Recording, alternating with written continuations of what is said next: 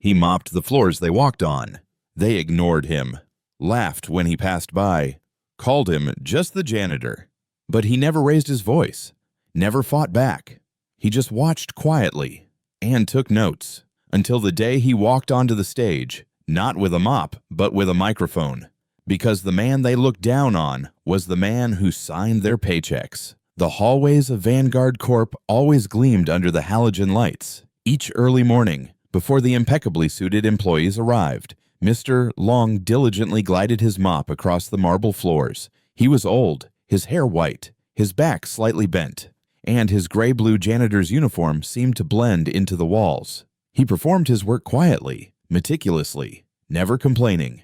But to most of the younger staff, especially the newer recruits, Mr. Long was an invisible part of the office. They walked on the floors he had just cleaned, completely oblivious to his presence, or actively dismissing it. They chatted loudly, flowing past him like a shadow. Sometimes, small groups would snicker, whispering as he passed, "Look, it's just the janitor." Those contemptuous words echoed in the space, but Mr. Long simply bowed his head, continuing his work without betraying any emotion. He never raised his voice, never fought back. He just watched quietly. And, occasionally, he would pull out a small notebook, jotting down something that no one ever noticed. The setting itself, Vanguard Corp, was a monument to modern finance. Its towering skyscraper dominated the city skyline, a symbol of power, wealth, and undeniable success. Inside, every detail screamed opulence and efficiency. The lobby, a cavernous space with soaring ceilings, featured a polished marble floor so reflective it mirrored the vast, intricate chandelier hanging above. The furniture was minimalist, sleek, and clearly expensive Italian leather sofas, glass-top tables, and a reception desk crafted from dark, exotic wood. The air, conditioned to a precise, cool temperature, carried a faint, almost imperceptible scent of money and new technology. This was a world where speed was king, where status was paramount, and where every individual was expected to embody the company's aggressive, forward-thinking ethos. Amidst this pristine, calculated environment was David, a rising star in the analytics department. David, in his early 30s, epitomized the Vanguard Corp ideal. He wore custom-tailored suits, drove a luxury sedan, and his hair was always impeccably coiffed. His conversations were peppered with industry jargon, market insights, and boasts of his latest high-stakes deals. He was a man who believed in visible success, in projecting an image of unassailable competence and superiority. For David, the world was a ladder, and he was constantly climbing, leaving behind anyone he deemed too slow, too insignificant, or simply too common. His ambition was boundless, his confidence unwavering, and his patience for anything that didn't contribute to his ascent was non-existent. He saw everything and everyone through the lens of utility and status. The interactions in the office were a subtle dance of power and perceived importance. Employees greeted each other with varying degrees of deference, depending on their rank. The senior managers were treated with hushed reverence, their words absorbed as gospel. Mid-level staff engaged in competitive banter, subtly jockeying for position. And then there were those at the very bottom of the hierarchy. The support staff, the cleaners, the security guards, the delivery drivers who were treated as little more than furniture, extensions of the building itself. They were expected to be unseen, unheard, and certainly not to interrupt the important business of Vanguard Corp. Mr. Long fit perfectly into this lowest tier. He was the epitome of the invisible worker.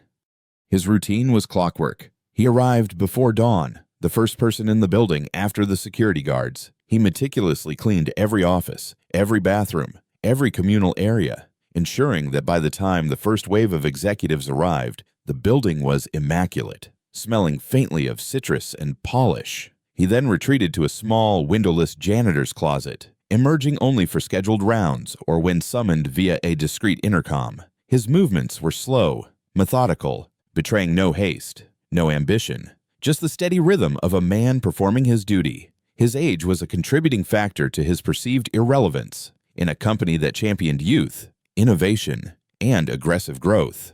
Mr. Long represented something old, something from a bygone era. His silence, which was in fact a deliberate act of observation, was mistaken for meekness, for a lack of intelligence or engagement. His humility was interpreted as low self-esteem, his patience as slowness. He never interrupted conversations, never offered unsolicited advice, never even met anyone's gaze for too long. He was the quiet backdrop against which the bustling drama of Vanguard Corps played out. The verbal jabs and dismissive remarks became more frequent, a casual cruelty born of habit and a lack of accountability. Young analysts, emboldened by their rising careers and the company's cutthroat culture, would openly make jokes at his expense, assuming he either didn't understand or simply didn't matter. "Old man's probably still thinking in old money terms, not crypto," one junior trader once quipped, eliciting chuckles from his colleagues as Mr. Long passed by with his dustpan. Another time, a group of marketing executives, engrossed in a discussion about a new luxury campaign, barely paused their conversation as Mr. Long maneuvered his cleaning cart past them, nearly bumping into one. "Watch it, Grandpa," one of them mumbled without looking up, a dismissive wave of the hand the only acknowledgement. The receptionists, too, were part of this culture. They were the gatekeepers, meticulously trained to filter out the undesirable and to fawn over the influential. When Mr. Long would occasionally pass through the main lobby during business hours, fetching supplies or disposing of large refuse bags, the receptionists would often sigh audibly or exchange exasperated glances. They never offered a friendly word, never acknowledged him as a fellow human being working in the same building. He was simply part of the background, a necessary but unglamorous utility. His uniform, a simple gray-blue, was to them a mark of his inferior status, a visible delineation between us and them. Yet, through it all, Mr. Long maintained his composure. His shoulders never slumped further than their natural curve. His gaze, though often directed downwards at the floor he was cleaning, would occasionally lift, sharp and incredibly perceptive, taking in the details of the office, the expressions on the employees' faces, the nuances of their interactions. He heard every whispered joke, every snide comment, every dismissive tone. He processed it all, not with anger, but with a quiet, analytical detachment. He never corrected them, never complained to management, never sought a higher authority to intervene. He simply observed. And as he observed, he would often pause, almost imperceptibly, near a quiet corner or a secluded desk. He would reach into the pocket of his worn uniform, pull out a small leather-bound notebook and a stubby pencil. With a steady hand, he would jot down a few lines, a cryptic phrase, a date, perhaps a name. These were not notes about cleaning schedules or inventory. These were observations about behavior, about attitudes, about the company's true, unwritten culture. No one ever noticed these furtive moments, these quiet acts of documentation. To them, he was just the janitor, a background fixture, utterly harmless, utterly negligible. They were oblivious to the fact that the man they ignored, laughed at, and called by a derisive label was meticulously cataloging their every transgression, every act of thoughtless contempt. He just watched quietly and took notes. The faint echo of the receptionist's curt dismissal still hung in the air, a silent testament to the ingrained dismissiveness that permeated global transit solutions. The delivery man, however, remained outwardly unperturbed. His gentle smile, a quiet ripple on the surface of his otherwise unreadable expression, never faltered. He didn't retort, didn't show a flicker of indignation. Instead, he simply allowed his gaze to continue its silent journey across the bustling lobby, absorbing every detail, every nuanced interaction. He was an anthropologist observing a peculiar tribe, charting their customs and social hierarchy, all without uttering a single word of judgment. His prolonged presence, however, began to grate on the nerves of some. His unassuming stillness, so out of place in a culture that valued ceaseless, purposeful motion, became an irritant. It was as if his very lack of ostentation was an affront to their carefully curated image of bustling importance. And then, the inevitable happened. From a cluster of cubicles near the back, A sharp, authoritative voice cut through the ambient hum. "Hey, you!" It boomed, carrying across the marble floor. Mark, a middle manager in his early 30s, with gelled hair slicked back so tightly it seemed to pull his face taut, strode forward. He was holding his phone to his ear, but his gaze was fixed on the delivery man, his expression a mask of impatience and thinly veiled disdain. Mark was a product of the company's aggressive, results-driven culture. He had climbed the ranks quickly, primarily by being loud, demanding, and utterly dismissive of anyone he deemed beneath him. "Finished your delivery," Mark barked, not bothering to lower his voice or even wait for a response. His tone was not a question but an accusation, implying inefficiency or, worse, idleness. "Move along. Don't just stand there looking around." "Are you trying to steal something?" The insinuation hung heavy in the air, nakedly offensive, clearly audible to anyone within earshot. A few heads turned. Some faces registered a fleeting flicker of discomfort, but no one intervened. No one spoke up. The unspoken hierarchy held firm. A delivery man was fair game for such verbal abuse, especially from someone like Mark. The silence from the other employees was as damning as Mark's words, a tacit endorsement of his contempt. The delivery man merely met Mark's gaze. His smile remained, a perplexing, almost serene counterpoint to Mark's aggressive posturing. He didn't flinch, didn't argue. He simply maintained eye contact for a moment, a quiet acknowledgement of the words, but not their intent. It was a silence that spoke volumes, a powerful, unspoken refusal to engage on Mark's terms.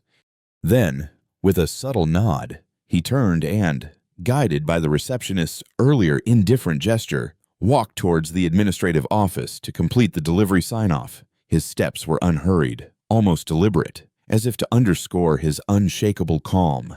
Entering the administrative office, the air of dismissiveness thickened. Here, the hum of efficiency was replaced by the rustle of papers and the clatter of keyboards. He approached a middle-aged administrative assistant, Ms. Evelyn Chen, who was buried behind a towering stack of documents. Her perpetually frazzled expression seemed to intensify upon seeing him. Without even looking up, she impatiently waved a hand in his general direction, indicating a chaotic pile of delivery slips. "Just leave it there," she snapped, her voice raspy from what sounded like years of yelling at couriers. "Just sign anything," she added, her words a clear instruction to bypass proper procedure, a reflection of her complete disregard for the task, and by extension, the person performing it. Her tone was imperious, condescending, as if addressing a servant rather than a visitor, let alone someone representing a third-party service. She clearly saw him as an interruption, an insignificant cog in her overburdened day. The administrative office, much like the lobby, seemed to be a microcosm of Global Transit Solutions' internal culture. Efficiency was prized, but often at the expense of courtesy. The pressure to perform, to meet deadlines, created an environment where empathy was a luxury few could afford, or perhaps bothered to cultivate. The delivery man's quiet presence was an unwelcome disturbance in this meticulously organized chaos. He stood patiently, holding out his delivery forms, waiting for her to acknowledge him properly. The silence stretched, punctuated only by Ms.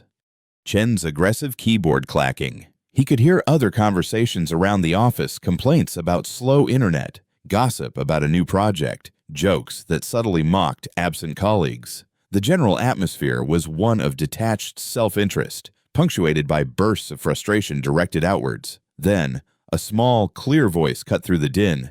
"Yes, I'll sign for you, sir." From a nearby desk, a young intern, Lena, had looked up.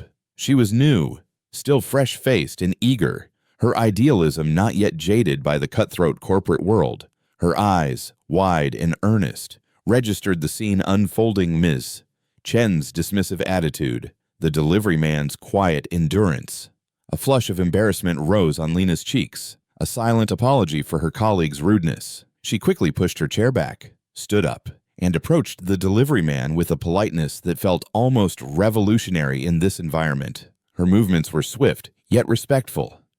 "I am so sorry about that," Lena murmured, her voice barely a whisper, meant only for his ears. As she took the stack of delivery slips from his hand, she didn't just grab them, she received them with a small, deferential gesture. She carefully reviewed each form, checking details, dates, and package contents with a diligence that belied her junior position. Her brow furrowed in concentration, and only when she was completely satisfied did she sign her name neatly, dating each slip meticulously. Her actions spoke volumes about her character, a stark contrast to the casual disregard shown by others. It was a rare, genuine display of professional courtesy and human empathy. The delivery man's gaze softened as he looked at Lena. His enigmatic smile deepened, a clear sign of appreciation. He didn't offer a lengthy explanation or a lecture. He simply gave her a quiet, affirming nod of thanks.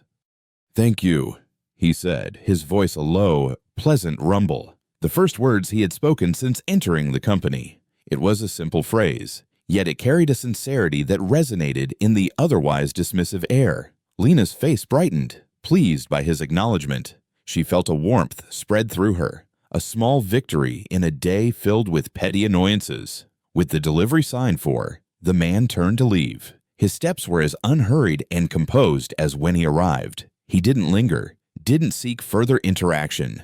He simply walked out of the administrative office, his back straight, his shoulders unburdened by the weight of the contempt he had just experienced. He left the building in his own silence, carrying nothing but the memory of the company's reception, its administrative processes, and the stark contrast between its employees.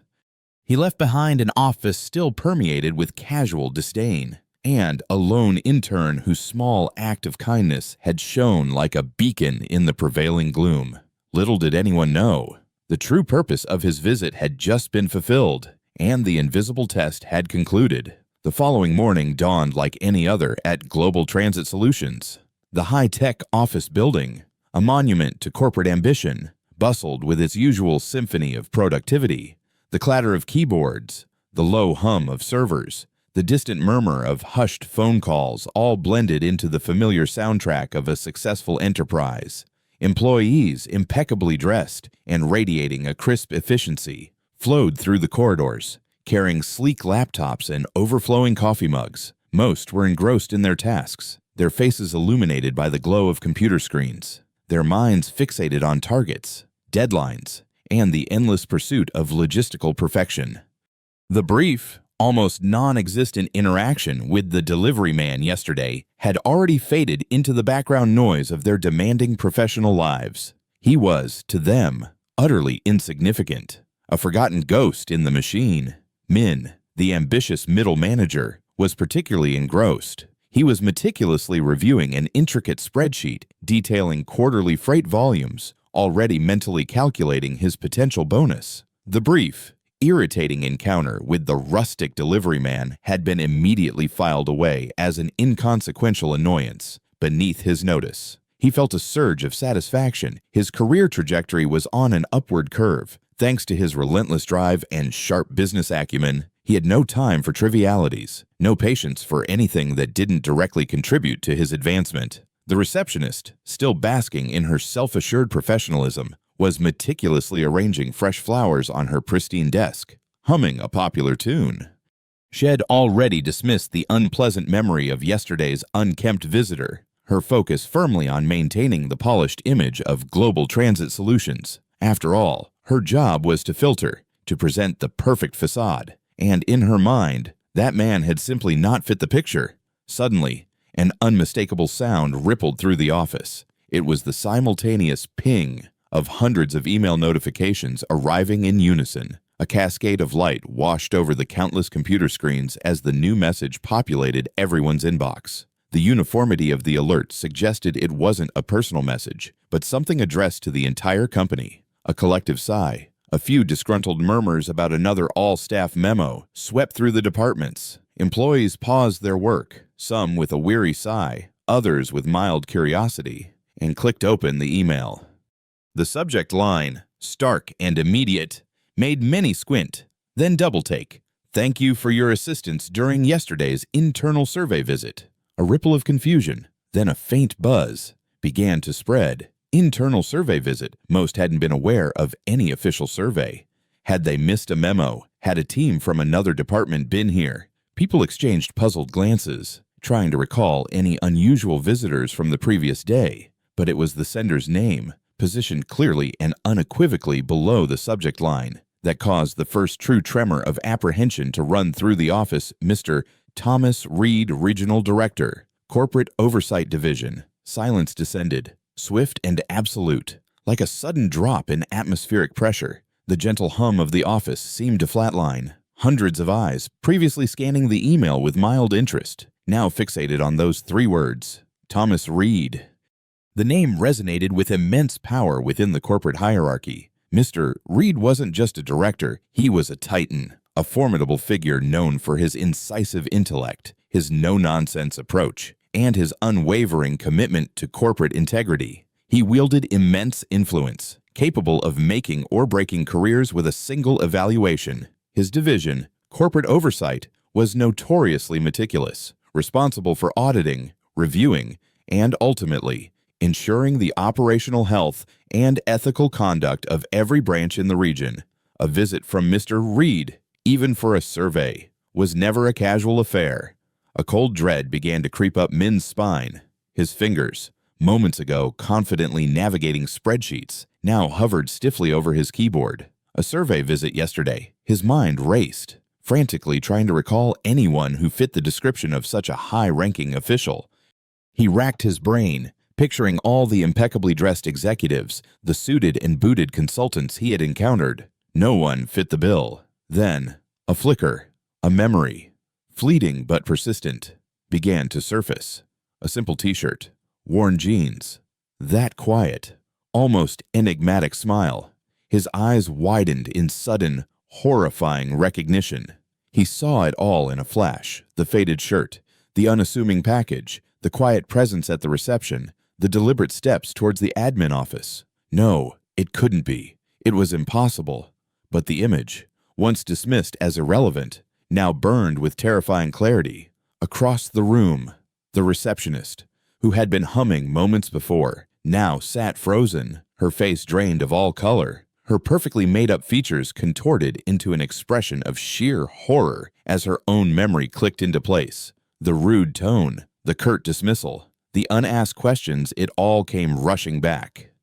Her meticulously arranged flowers suddenly seemed to mock her carefully constructed facade. Mark, the middle manager, who had barked at the delivery man with such imperious disdain, visibly gasped. His face went from its usual confident flush to an ashen gray. He felt a sudden dizzying wave of nausea. The casual cruelty of his words, his aggressive posturing, his accusation of theft, each syllable now felt like a hammer blow against his own skull. He clutched his coffee cup so tightly his knuckles turned white, convinced he might drop it. His carefully constructed professional image, his aggressive assent, all seemed to teeter precariously on the brink of collapse. They were not alone in their dawning horror. Throughout the office, similar scenes played out. Some employees simply stared blankly at their screens, their minds refusing to process the seismic shift. Others clamped hands over their mouths, stifling gasps.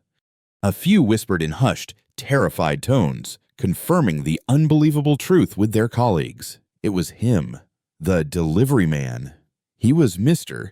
Thomas Reed. The shock was profound, shattering the comfortable illusion they had built around themselves. Their carefully crafted bubble of perceived superiority had just been pricked, deflating spectacularly. The man they had so casually belittled, disrespected, and ignored was not some lowly courier. He was one of the most powerful figures in their entire regional operation, performing an undercover assessment. And then, the final chilling confirmation in the email, delivered with the precision of a surgeon's scalpel, cutting through any lingering doubt or self-deception. You weren't being watched. You were being evaluated. The meaning was unmistakable, brutal in its clarity. This wasn't a passive observation. It was an active assessment, a test of character under false pretenses. Every interaction, every fleeting glance, every whispered remark, every dismissive gesture, it had all been recorded, absorbed, and evaluated. Their true selves, unvarnished by the awareness of a superior's presence, had been laid bare. The air in the office suddenly became thick, heavy with unspoken dread.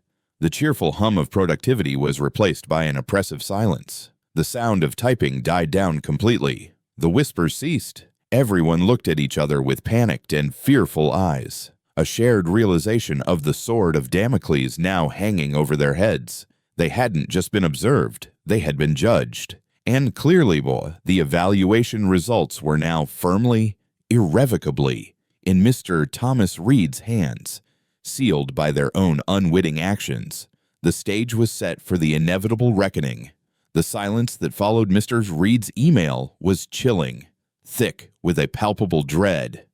It was a silence punctuated only by the occasional nervous cough or the almost imperceptible click of a mouse as employees frantically tried to ascertain the damage. The fear was a living entity, creeping from cubicle to cubicle, settling heavily in the once vibrant atmosphere of global transit solutions. Everyone understood that an email from Mr. Thomas Reed, especially one with such a pointed message, was not merely a formality. It was a prelude to a reckoning. The consequences began to unfold swiftly, a series of calculated decisions that reverberated through the entire company. By the afternoon of the same day, a terse, impersonal internal memo landed in everyone's inbox, confirming their worst fears and sending fresh waves of unease. The first casualty was the receptionist. Her bright, perfectly made-up face from the morning was now pale and streaked with tears. The memo announced her immediate suspension from work.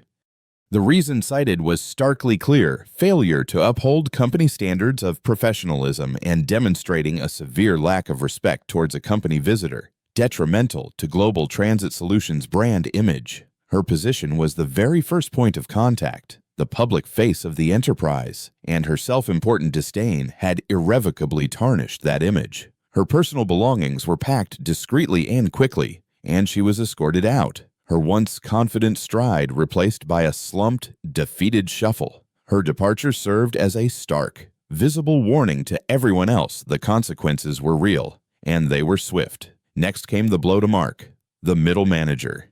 He received an official stern warning, a black mark that would follow him throughout his career file. More painfully, for a man driven by financial incentives, was the announcement of a significant cut in his quarterly bonus.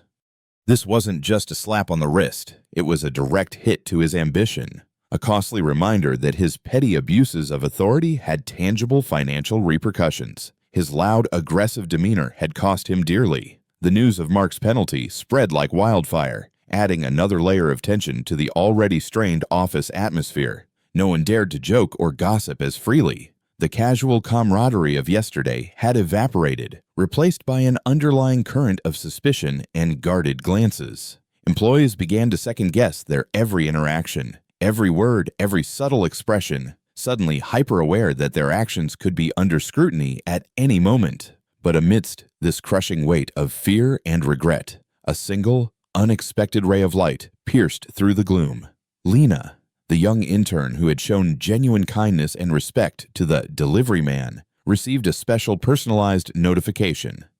She was invited for a direct meeting with the company's executive board, a rare and daunting prospect for someone at her entry-level status. Lena approached the meeting with a mixture of nervousness and genuine curiosity. She had simply acted according to her own sense of decency, never expecting any reward. In the boardroom, instead of stern faces and challenging questions, she was met with polite smiles and approving nods. Mr. Thomas Reed himself was there, no longer in faded jeans and a t-shirt, but in a sharp, impeccably tailored suit, his eyes still holding that intelligent, knowing glint. He personally handed her an official commendation letter, praising her exemplary professional conduct, ethical integrity, and demonstrated respect towards all individuals, regardless of perceived status.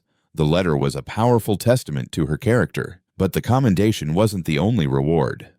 She was then informed of an early invitation to a permanent position within Global Transit Solutions, bypassing the usual lengthy internship period and probationary stages. Furthermore, she was offered a full scholarship for advanced professional development training, a clear investment in her future by the company. It was a complete validation of her innate goodness, a powerful statement that kindness and respect, even in a corporate environment often prioritizing ruthless efficiency, would not only be recognized but profoundly rewarded. Lena left the meeting feeling a profound sense of gratitude and humility. Her simple act of decency having opened doors she never dreamed possible. Back in the main office, the contrast was stark. While Lena's colleagues were consumed by self-preservation and the gnawing fear of retribution, she was stepping into a brighter future. The episode left an indelible mark on global transit solutions. The era of casual dismissiveness was over.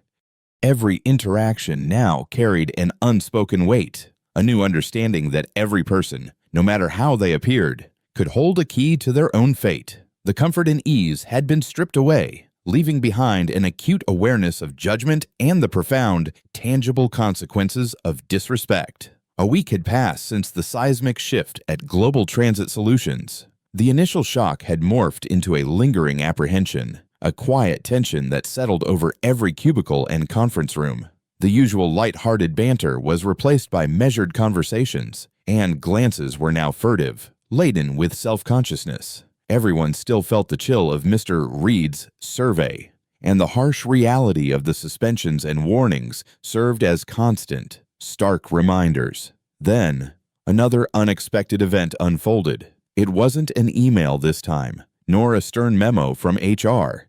Instead, a physical letter bearing the discreet, elegant insignia of Mr. Thomas Reed's office arrived. It wasn't addressed to individuals, but to all staff, Global Transit Solutions, city name. The fact that it was a handwritten letter, not a typed or digitally signed document, lent it an immediate, profound weight, suggesting a deeply personal and significant message. Employees carefully opened their copies, their fingers tracing the unfamiliar texture of the heavy stationery. The content was remarkably brief, stripped of all corporate jargon or formal pleasantries. It consisted of just 2 powerful sentences, written in clear, deliberate script. You don't treat people with respect because of who they are. You treat people with respect because of who you are. The message resonated deeply, cutting through the lingering fear and defensiveness. It wasn't a further reprimand. It was a profound, almost philosophical statement. It shifted the focus from the identity of the person being respected to the character of the person offering respect. It implied that true professionalism stemmed not from policies or titles, but from an internal compass of decency and integrity. Lena, the intern whose kindness had set her apart, carefully unfolded her copy of the letter. The words struck a chord deep within her. They perfectly encapsulated the simple principle she had always lived by, a principle that had now elevated her in ways she couldn't have imagined. With a quiet sense of purpose, she walked over to the main office bulletin board, a central hub for company announcements that had, until now, mostly displayed routine memos and outdated notices. She gently removed the thumbtacks from a dusty old memo and, with deliberate precision, pinned Mr. Reed's handwritten letter squarely in the center. It was a silent, powerful act, transforming a mundane notice board into a beacon of a new philosophy. From that day forward, the atmosphere at Global Transit Solutions underwent a profound, lasting transformation.